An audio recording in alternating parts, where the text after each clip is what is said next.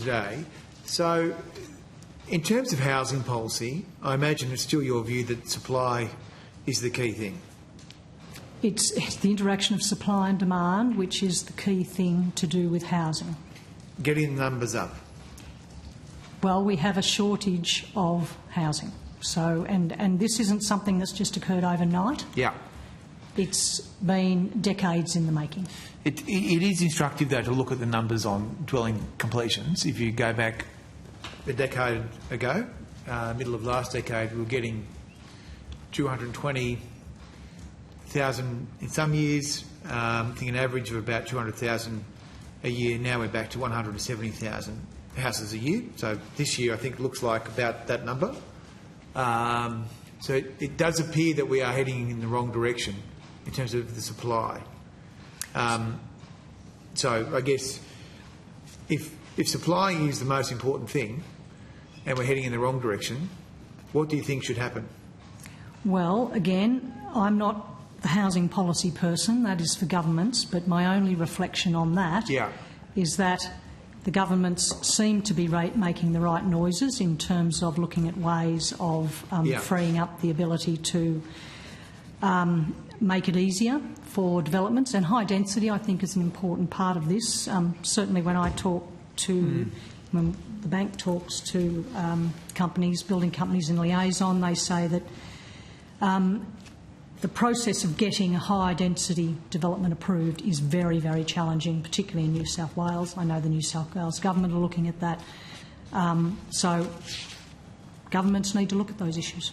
I think the turn of phrase you use there is very revealing, because you just said that the government seemed to be making the right noises. I would agree with that. Well, I'm sorry, I'd go further than that. I'd say I think in the New South Wales government's case, they are actually making moves. Yeah, unfortunately, though, they're 44% behind on their housing target. It's not for me. This is not my policy. That's the big change. The target's a good idea. Yeah, exactly. Can I also add one other thing? Thanks for that. And that is coming out of COVID. Sorry, I was just reflecting on the other senators. Very immature comments. Let's keep the Q&A. Sorry, Governor. I was going to say, coming out of COVID, it has the construction industry, housing construction, has been quite constrained, and it's been constrained in a couple of ways. One is we often hear trades. You just can't get trades. Yeah.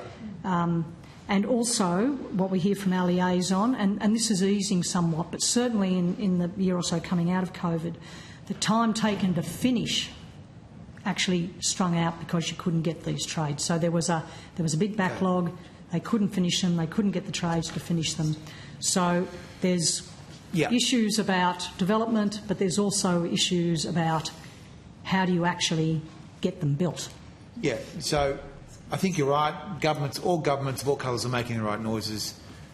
In the case of the federal government, the government's own statement is that they're spending $45 billion on housing. That's one of their main talking points. But clearly we are not getting the numbers up. So, I mean, is the solution here to spend more money? I mean, what else could the federal government do to get the numbers up?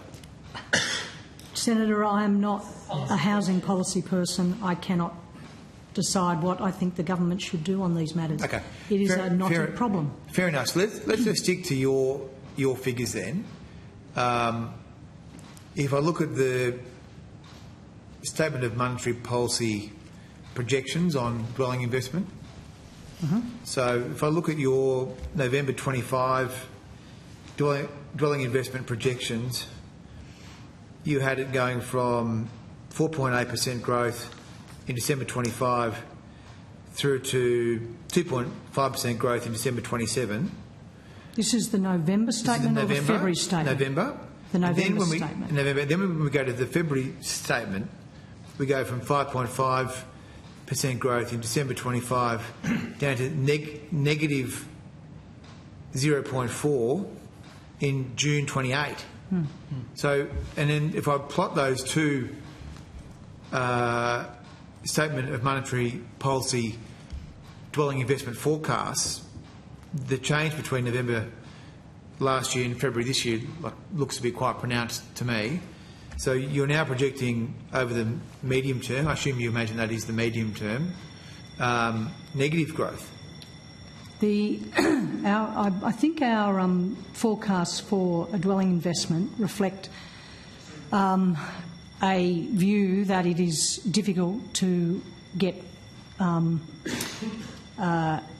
construction going in that area. I'm not familiar with the specifics of the forecasts. I'd have to take on notice exactly how we've come to those numbers. But Chris, I think it's a feature of the updated forecast with a interest rate path that's higher under the assumptions. That's part Dwelling investment is a key transmission mechanism for monetary policy, so it is natural for dwelling investment growth to come down. I guess the concern I have is that if governments are focusing on housing and the Labor government here in Canberra is spending $45 billion on housing, but we're getting negative growth projected, that's not good, is it? It's not solving a supply problem, but again, these are our forecasts based on what we think is going to happen, based on a central projection of an interest rate rise. Well, very, very concerning. Well, thank you. We'll look forward to your detailed answers on notice on that. I just wanted to ask you, if you don't mind, Chair, if I continue to one other topic of housing. You've got 3 more minutes. Well, I'm always striving to be efficient and productive. Yeah, that's great. I know that's also how the bank feels about things. So, in terms of the 5% deposit scheme, I mean, I get that you're not the lending regulator, that's APRA's role, but you do look at prudential risk, aren't you, in the system? We look at macro-prudential risks and financial stability risks broadly, not in terms of individual institutions. This is probably a very dumb question, but I know you have to field lots of dumb questions in your role when you come to Canberra, so you're probably used to this. But do you have a loan-to-value ratio in your RBA policy book that is instructive about what a risky loan might be? We don't have a sort of a policy book. I mean, the usual rule of thumb is that anything over 80 is a bit risky. And there is some evidence that those loans at loan-to-valuation ratios over 80 are more risky than loans at lower loan-to-valuation ratios. But it all depends on the context, and at the moment, and this is risk to the banks, I should say. I'm talking about the potential impacts on the banks. At the moment, negative equity, because of the rise in house prices, negative equity is there's hardly anyone in negative equity. So risk to the banks, even at high loan-to-valuation ratio, is quite low, because if someone couldn't meet their repayments and, heaven forbid, awful situation had to sell, they would not be selling at a loss. So, and they certainly wouldn't be selling at a rate that wouldn't give them the money needed to repay the bank. So, in terms of the risk to the financial institutions, even that if you were over 80, it wouldn't necessarily be a massive risk to the institution at the moment. But 80 is the number, probably. But what about for the person? I mean, I guess 95% loan is a risky loan, isn't it? What's the default rate on those? What's the default rate? I think you'll have your questions next. Do you want to ask me questions? You're constructing a fantasy here. Sorry, it's not a fantasy. 95% loans is a policy of your government. You've had evidence here about the low default rate. This is unbelievable. Just allow Senator Gregg to finish his line. Thanks, Senator Hume. I appreciate that. Deputy Chair. Please keep going. Well, I mean, my question is a 95% loan a risky loan? It may or may not be. It all depends. Fair enough. There's 80% above. If a loan to valuation ratio over 80%, typically, not if you're a first home buyer now, but typically you would have to get lender's mortgage insurance to address that. That's because the banks regard them as a riskier loan. So, the higher the loan to valuation ratio, then yes, it's potentially riskier, but it depends in whose hands that loan is.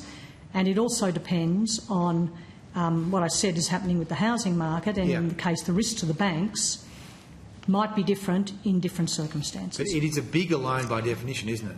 It's a bigger loan by definition. Yep.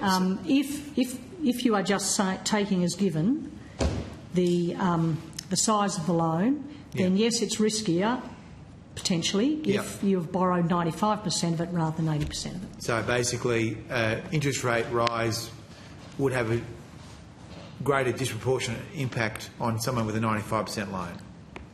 Well, if you've borrowed more money, then yes, you will be paying higher interest rate on a larger loan, yes. Yeah, just finally, because I know others have questions, I just, I mean, again, I understand your role may preclude you from answering this, but I mean, when you look at the house prices for at the entry level for younger people, do you think that they're too high?